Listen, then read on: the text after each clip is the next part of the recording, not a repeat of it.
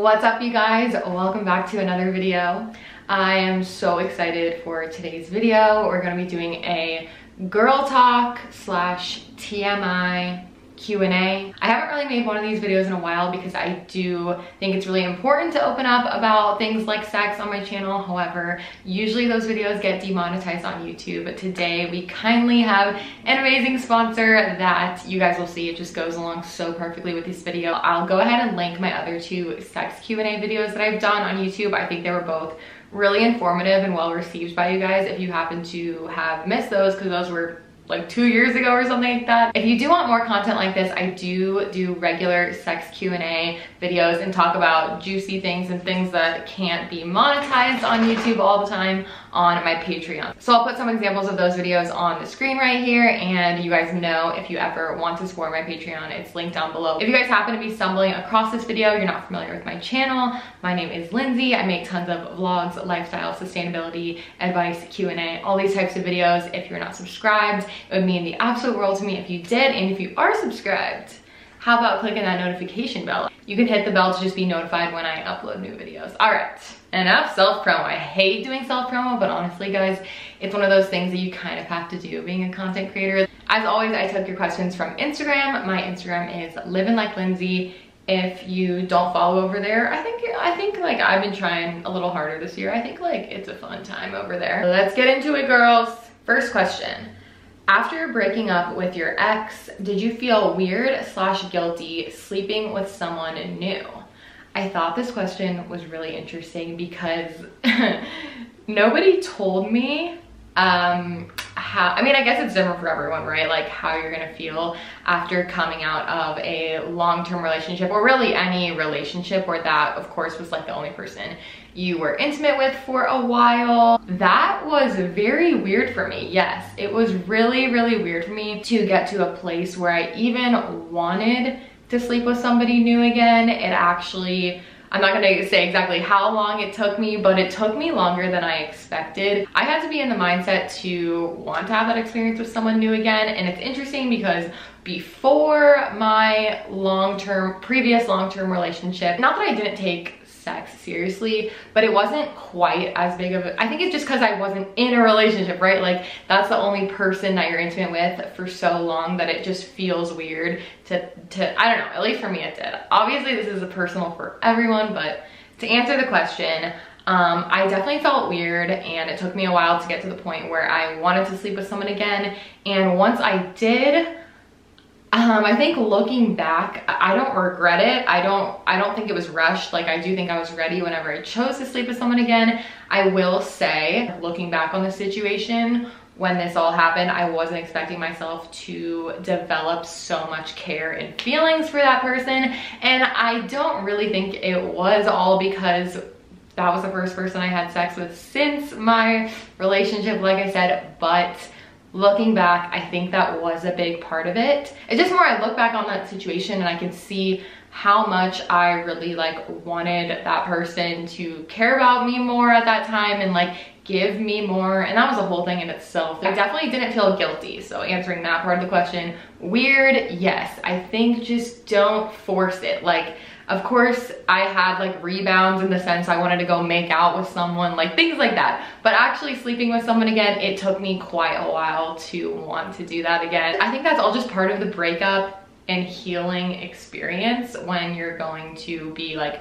feel ready to want to do that again. Next question, we're really diving in this one, but I think that's kind of what a TMI Q&A is all about. How to introduce toys in the bedroom with a hesitant boyfriend or a hesitant partner in general. So depending on if you want to introduce that, depending on also your partner and how intimate you guys are, how comfortable you are with each other, that can be something that you might have to like figure out. And this question perfectly leads me into the sponsor of today's video, which is VUSH stimulation. So going along with this question, I have introduced toys in the bedroom, and I do it not necessarily immediately, but when I feel is right.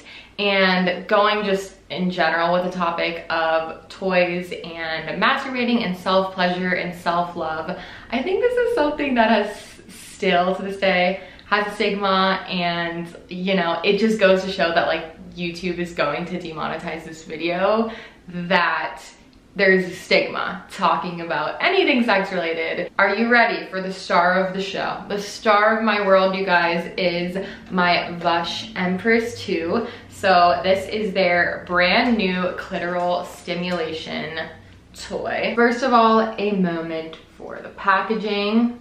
It's so freaking cute. This is my Empress 2. It's tiny, as you can tell, like compared to my hand. This is how big it is. It's not intimidating to bring into the bedroom, but also like use it yourself, honey. Like you don't have to use a toy around a partner if you don't have a partner. Like, bitch, I spend a lot of time giving myself self-love. It's just like a fun time to explore your body. I think self-love is so important to explore if you feel inclined to. Like, this isn't like, hey, you have to masturbate. Like, I know a lot of my friends and people that don't, but I have a very specific body. It knows what it likes. I don't know if she gets shy around my person, but definitely by myself, it's not difficult for me. But with a partner and this little baby, I have been able to. Let's talk about it. So VUSH is a self-care and sexual wellness brand that believes everyone is worthy of self-love. Their mission is all about empowering you, empowering women, empowering everyone to take time for self-love, no matter what that looks like. And it can include self-love in the form of pleasing yourself, honey, or pleasing yourself when you are having sex with your person. Like, let's just, ladies, we need to be treating ourselves and we need to be having a good time. And you know what? We need to be having the best time possible, whether we are alone, whether we are with a partner, all the time, 24/7. VUSH believes in maintaining a balanced lifestyle that embraces your sexuality, and they have been called the beauty brand of sex toys. Just look at their Instagram, you guys. It's so cute. Go ahead and give them a follow. Female empowerment is a huge part of self-love, and how can we not support that? So we all know about vibrators. I have multiple vibrators, but have you guys ever tried a clitoral vacuum stimulator? Let me tell you, it is a completely different experience. I think they both have their place if you're into self-pleasure, but a clitoral vacuum stimulator, this is my Empress 2. Basically, it has a power button right here. It also is, you don't have to put batteries in it. We love that. It just charges with a little like USB that like magnets to this. I believe there's 8 different levels and 5 intensities. So it's up to 40 different personalized combinations that you can do with the Empress 2. Also, it comes in a super cute, well, I showed you guys the packaging, but it also comes with a little bag, which I love having these for my toys because, you know, you just like clean it, put it in here. I have the charger in here. And let me tell you guys, I'm not just saying this, I call it a clit sucker. I don't know if that's insane.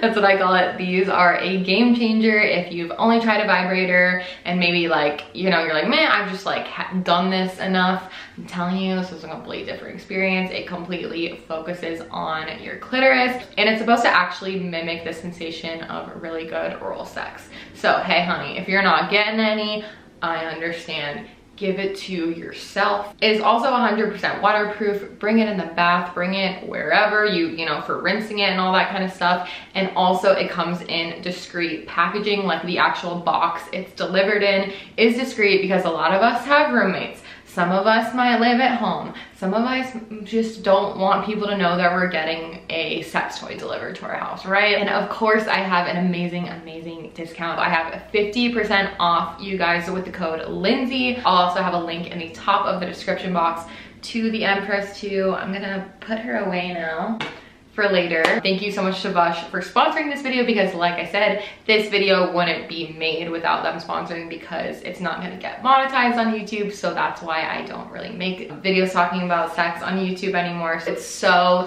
nice to have a sponsor so I can actually make these videos for you guys. Now, don't think I forgot about the question. You know, I went off, but actually how to introduce toys in the bedroom with a hesitant partner. I think your partner, at the end of the day, even if they feel a little bit like weird about it, I think most of the time for guys, it's typically an ego thing.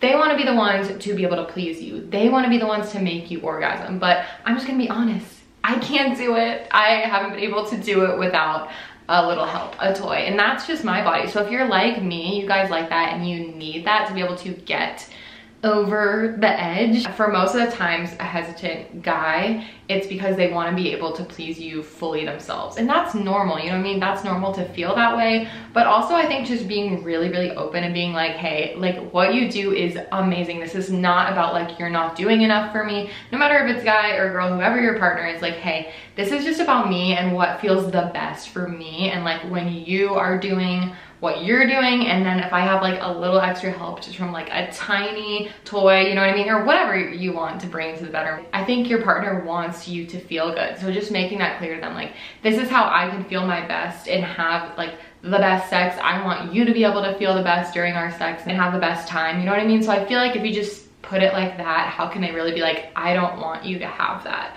So I definitely understand the hesitation because I've actually experienced that in the past. And another thing is I think it is something that it can be weird to like bring it in the first time and just be like, how's this gonna go? I know I've had that feeling before, but once it's brought in and that like barrier has been broken, it's so much easier. And it's almost like I think they'll probably just get used to it and not even care anymore after a few times. I really think your boyfriend will come around if he wants you to experience your best pleasure and your best life. I think that he should come around. Next question is how to get over someone you never dated or how to learn to move on. Ooh, this one is too real. I think most of us probably have experienced this. I know I've experienced this so many times with getting ghosted by someone, or even someone just being like they're there but they're not there in the way that you need to be. They're not looking for a relationship. Whatever it is, we all probably have had or will have an experience like this. So how to get over someone you never dated. I'm gonna be honest, I think that if you are still in communication with that person after realizing that you need to move forward, that's, looking back, I've definitely done that. You know, maybe entertain it as a hookup or as someone that you go to when you want validation or you just want to feel like that bit of attention or love. I've been there, like I said, I am not judging in any way, but I think cutting off the communication actually has to be done to be able to move forward, even if you didn't date that person. I think that you have to separate yourself if you still have those feelings and you want to move forward, right? So like, just, it's not gonna be easy, but time and just like readjusting. It's like after a breakup, you have to literally readjust your brain to not speaking to this person, to not being around this person. And how to get over them, once again, I know everyone says this, but time. Another thing can be really, really trying to just tell yourself like, hey, this wasn't the person for me, and that's okay. Like, I will find the person for me, and focusing on yourself. I know it's so much easier said than done, any advice like this, but just realizing that like, hey, maybe they weren't a bad person, or maybe they were, but they weren't able to give you, you know, like on the same level as what you needed. And that is out there. You will find that, maybe not immediately, right? Like, but focusing on yourself and just being like, at the end of the day, they were not giving me what I needed, and I don't want to accept that for myself. Once again, I've been in these situations so many times, so I know it's fucking hard. I think the biggest things when I look back and I think about situations I've been in like this, the biggest things that helped were stopping communication with that person and time. I know it's not easy, but I think that's really the only kind of big ways to be able to move forward, is to focus on yourself and give it some time and realize that you're not gonna feel this way forever and that you will be able to come out of this. How do you find self-love after rejection? I struggle learning to love myself again. Once again, all have experienced it in some ways. Maybe not someone telling us straight up to our face, I don't like you, I don't want to be with you, maybe, you know what I mean? But also maybe in other ways, like not returning texts or going on one date or 5 dates with someone and then them never talking to you again, or different things like that that are essentially someone rejecting you, right? So how do you find self-love after rejection? I think my biggest thing, and I kind of addressed this a little bit in the last question, is realizing that if somebody rejected you, it feels so personal, right? Especially with dating nowadays and online dating and apps and everything, people are a lot of times kind of like looking for the next best thing. Some people, right, no, they don't think of it like that, but a lot of people are, and they're just kind of going on one date to the next, talking to the next person, messaging the next person, right? And how do we not take that personal? I take everything so personal, but I think realizing that dating is kind of this thing where you're feeling out people. Like maybe you have to go on 5 dates with someone to realize like, is this what do I want to pursue this person, or did I just like this person and enjoy this person's company, but I'm not going to be able to pursue this any further? You have to almost think of it as like just weeding out the people that are not meant for you to find, you know, those people that are. It's hard not to take it personal, but just kind of realizing that, you know what, at the end of the day, that person would have chosen you if it was meant to be, right? Like if that was your person, you guys are either going to end up together or you would have been together. So I don't know if that gives a little more peace of mind or not, but just kind of being like, it's not personal, it wasn't me. I will find someone that fucking chooses me. I'll find someone that I don't have to even try. That's like how I knew when I met my boyfriend. That's how I just fucking knew, because I had like almost a year, like most of 2020 of just getting ghosted, or just like it not being the right person, going on lots of dates. I really had to try to know how they were feeling, or to get them to open up to me, or to get them to like me in the way that I liked them, and all this. And I was upset and I was emotional, and then as soon as I met my boyfriend, I didn't have to try anymore, and we were meeting each other 50-50, and it felt so natural, and it was just like, oh, this is what it's supposed to feel like when it's the right person. And lastly, just know that everybody, even the most beautiful, perfect looking people, everybody will experience forms of rejection in their life. We all experience it. If that gives you some more peace of mind, and you will find somebody that meets you halfway. Okay, next question. Tips for grooming the vagine. Waxing, shaving, different styles, also razor bump tips. Definitely wanted to talk about this since this is like a girl talk Q&A. So I think it's really personal. Like I have some friends that love waxing, right? They're like, waxing is for me, waxing is the way. I have some friends that don't really do anything except trim when they feel like they need to trim. Personally, I'm a little bit in between shaving and trimming. I like to do both. Now that's just what works for me. I've gotten one bikini wax in my life. Actually, it was a sugar, and I know some people love it. I know people absolutely love it, you guys. For me, it was the absolute worst, extreme, not worst, it was just so not worth it for me. First of all, it was like $50 or $60. I think it was around 60 bucks. Second of all, it took around 45 minutes. I only got one in my life, like I said. Third of all, I was crying. It was so painful. The woman that did it was an icon. She was so sweet. That part was all great. It was very professional. I hated it. I just didn't think that it was worth it. I also didn't think my results were really worth it for me to want to go and do it again. Maybe I didn't give it enough of a chance. I know some people are obsessed with waxing, and I think if that's your thing, that's your thing. So it's just so personal. So for me, I just like shaving with preferably a really sharp, well, not necessarily sharp, but like new razor. I think that's when I can get the closest, the best. If you're shaving down there your vagine with a dull razor, first of all, you're gonna get more razor bumps for sure. Second of all, you have more of a risk of cutting yourself. Third of all, it's just going to take longer, and you're not gonna get as close of a shave. So I do use just like a normal razor down there, the same one I use to shave my legs, but I try to usually use a new razor blade when I'm shaving it, or I try to use one that I've used like once or twice before, that it's not like super dull. I do not shave mine by any means like once a week, or usually I don't even shave it every 2 weeks. Once again, this is so personal. If you wanted to shave yours every day, or if you wanted to shave yours once a year, if you have a dick appointment, or if you never want to shave yours and you want to trim it, it's just what feels right to you. So I'm not gonna like sit here and be like, this is what you should be doing.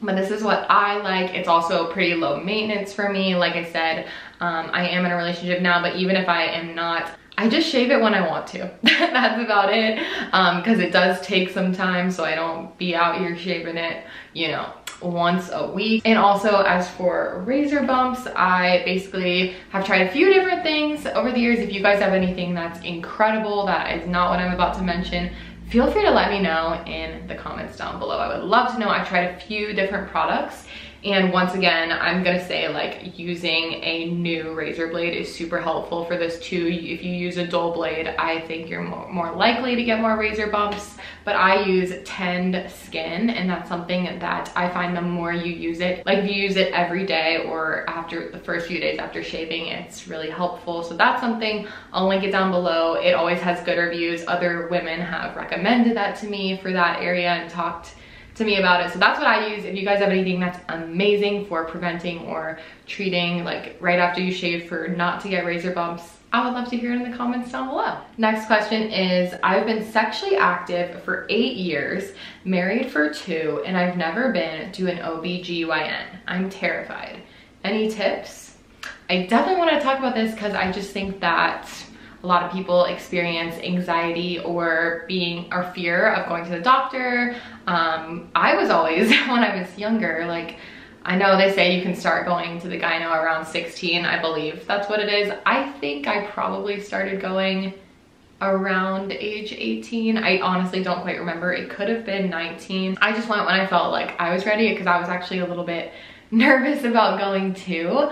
I thought it was going to be so much more like intense. I'm going to tell you a couple things right now that are going to, if you are nervous about going to the gyno and you haven't done it, or you don't regularly go, first of all, this is their job. They see so many vaginas every single day. Like, don't be worried about it. This is just like a routine. It is so normal. Honestly, all the appointments I've had have been super quick. My doctor just talks to me. Another tip I have personally, I like having a female doctor. I personally would probably never go to a male gynecologist just because I don't feel as comfortable. I want to have a female doctor. That's super important to me. I know it might not be for some people. Maybe if I met, you know, the perfect male doctor one day, that's totally fine. But I really like having a female doctor, so you can call and you can request, of course, a female doctor. That's something that might make you feel a lot more comfortable. It has not been painful for me in my experiences. I haven't had pain.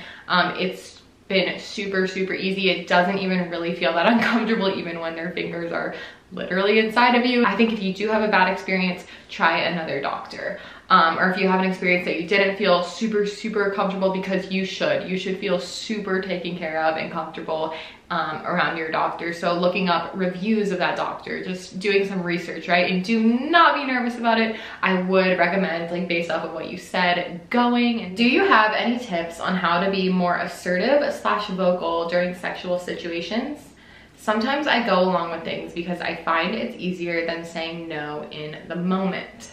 So I wish I could have a little bit more context on this question, because I want to know, maybe you're doing things with a partner that you feel comfortable with the partner. You just don't really want to say no to maybe like trying a new thing, or maybe it's a position they want to do that you're like, I don't like this one as much. So I want to know if it's that, or if it's that you're feeling like you're not feeling comfortable in sexual situations and you've had some bad experiences where you've said yes to things and then regretted it. So I do feel like these are a little bit different, but essentially still, I guess it's kind of similar what you asked. So I'm going to try to answer it to the best of my understanding and ability. I'm just going to say that from all of my experiences, being super open, honest, and communicative about what you want and don't want in the bedroom has only ever helped me. I actually think that people really appreciate it. I think my partners that I've had are guys, so I'm gonna say guys, but just apply it to whoever your partner, you know, like your desired partner is. I find that guys, in my experience, have really positively reacted to me asking for what I want. Literally, I will ask for what I want so specifically and so detailed if I feel comfortable around the person, because I don't see the point in having bad sex. Like, I just don't. So I'm gonna say, this is what I want. If something doesn't feel good, I'm gonna say, maybe I'm just gonna switch it up. I'm probably gonna be like, let's try this position, or just be like, oh, it just feels so good if you did this instead, or if you did this. You know what I mean? You don't have to be like, stop doing that. That doesn't feel good. I mean, you can, of course, say that, but you could frame it in a way that sounds a little bit more like, kind, because if this is someone, you know, that you're having sex with, it's a very vulnerable, right? Like sex is vulnerable. People can get their heart and their emotions and feelings hurt and things. But I would say that, yeah, I think this is a really normal thing for a lot of women and a lot of people to kind of go more quiet during sexual experiences. And I would just ask you to like think about how you want to experience sex and what feels good for you and what doesn't. And maybe you can decide, you know, these things are okay for me, I like these things, and these things I don't really want to try, and I don't really want to be asked to do those things, that I want to be able to say, oh no, like let's just do this instead, or like, sorry, I don't feel comfortable. I really think that if it's someone that is understanding of you and how you're feeling, if it's a caring person, hopefully, that you're choosing to have sex with, I think they would really appreciate you telling them like, hey, I don't feel comfortable with that. So just do it that one time, and it probably will get easier from that point on to be able to speak up. Anyone out there that's listening, don't do things that you don't feel pressured by another partner, you know what I mean? Like, of course, it's fun to try new things and be able to talk about trying new things, but if you genuinely just don't want to, don't have an interest to, put a boundary there and just be like, this is something that I don't want to cross. Like, I don't want to have anal. I don't want to do that position.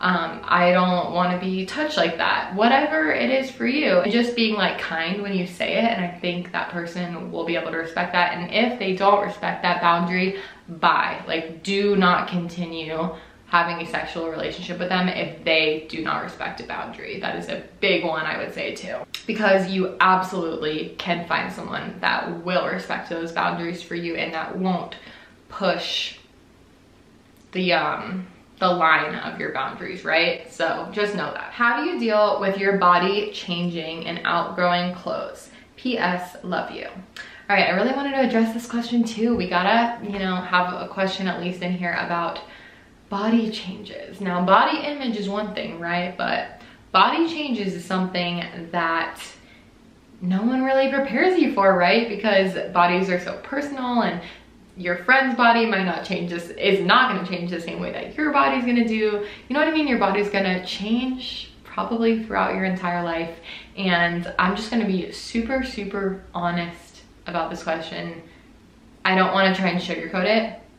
It does not feel good to outgrow clothes. I'm not gonna sugarcoat it and say that when I try on a pair of pants from a summer ago or whatever that fit me perfectly and they literally are too tight.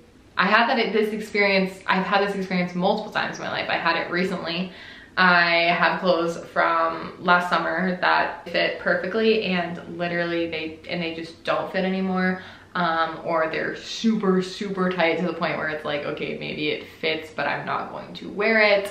And realizing, having those thoughts in your head of like, fuck, this fit me perfectly a year ago or 6 months ago or 2 years ago. And I'm just gonna say it, I'm not gonna sugarcoat it. That doesn't feel good. I don't think that feels good for anyone. I think it's very hard to have a mindset of literally outgrowing your own clothes, especially if it's not that long. Like, it's not like you're trying on something from when you were in 8th grade. You know what I mean? It's like, I'm talking about 6 months or a year or even 3 months or something like that. A lot of us I know gained weight in quarantine. You know, 2020, I gained about 15 pounds. It's just crazy because I didn't realize until I had, and I've talked about that in some of my videos before, and it's been really hard for me. I haven't really lost any of the 15 pounds that I gained, even though I've been working out a lot more, but I really haven't lost hardly any weight.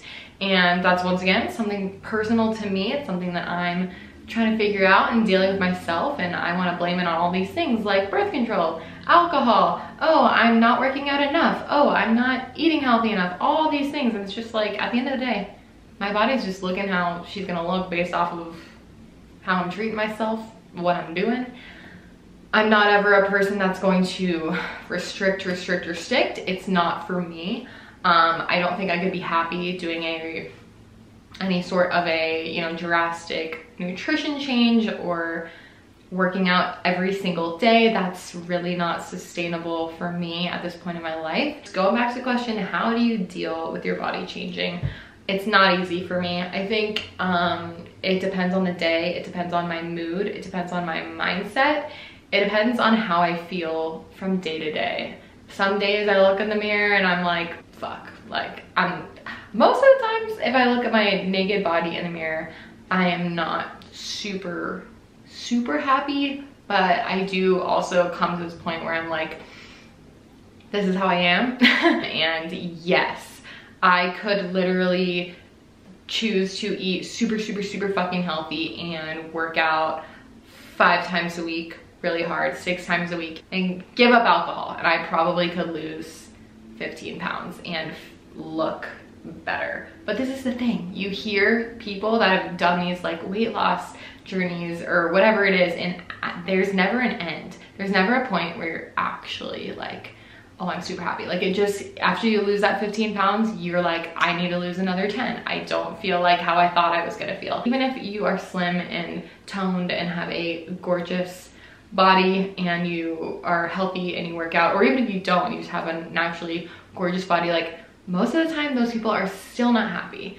And so this is a whole fucking spiel. I think at the end of the day, I have to realize it's something that I'm probably going to think about and struggle with for most of my life. And a lot of women, and not just women, a lot of people struggle with body image. It's just something that we all kind of feel, and maybe sometimes we don't think about it as much, but maybe some days it's all we can think about, and it's super debilitating to think about how we look, and then maybe some days we feel amazing. You know what I mean? And it's gonna change throughout our lives, and I think it's one of those things that I can't get too in my head about it because it will only tear me down. I'm gonna eat what I want, I'm gonna work out or not work out if I don't want to, and I'm just gonna live my life and be happy at the end of the day, and my body's just going to be how it wants to be, and it's not gonna be the same from year to year, and it's one of those things.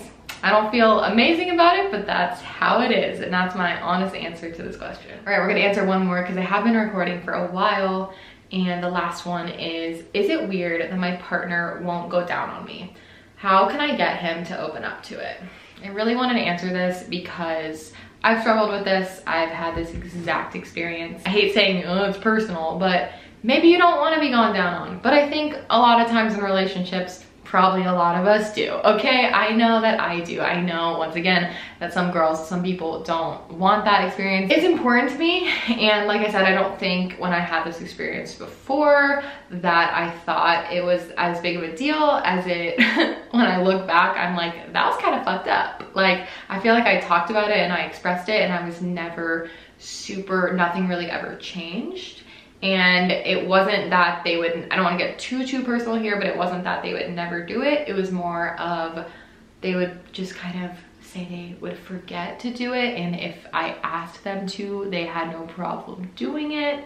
Can anyone out there relate to that? Being like, how can you forget if I'm literally going down on you all the time? Wouldn't you just think maybe I should, even if it's not your favorite thing, maybe doing it sometimes or learning how to do it? This is a whole thing. I have my opinions. I would be interested in asking men specifically, but asking people that don't like going down on women, I would be interested in the reasons why. Again, we're not gonna force anyone to do something that they don't want to do, but I think being able to actually talk about it, and I have my own opinions, but I think for a lot of guys, they don't feel super comfortable in their ability to please you in that way, and maybe they never practiced a ton, and they get in their head about thinking that they're not good at it. And then I think a lot of guys just want to have sex, and they're like, that's just gonna take up time, which literally fuck guys like that.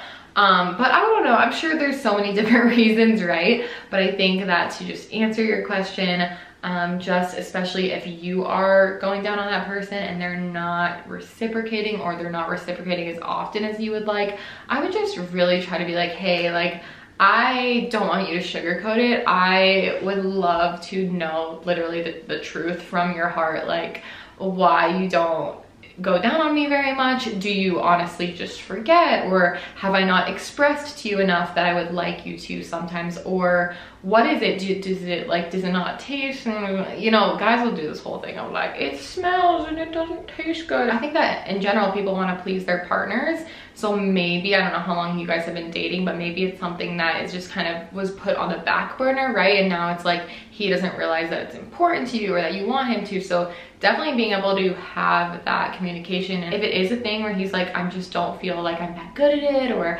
I don't feel that comfortable doing it, like, I think you could be like, I would just love if you would like practice a little bit more. I think that it would be fun to just like be able to figure out how to do it that we both like. Because I think honestly, once a guy or a partner realizes that they are doing it right and they're making you happy, going down on you, that's going to be motivation for them to want to do it more, and they're going to be like, oh my gosh, like she's enjoying herself, or they're enjoying themselves so much, I want to like do this more. When they are going down on you, if they are, like, have enthusiasm about it. Like if something feels good, literally just like have enthusiasm. Like make your partner know when they're doing something that you like, and also if they're not doing something, if they're not doing it that good, be like, hey, I would love if you would like focus more on my clit. Hey, I would love if you would like bring your fingers in. Like I said, being really detailed with what you want, I think it's hot to most people. I think I've never had a bad experience with being open and vocal about what I want.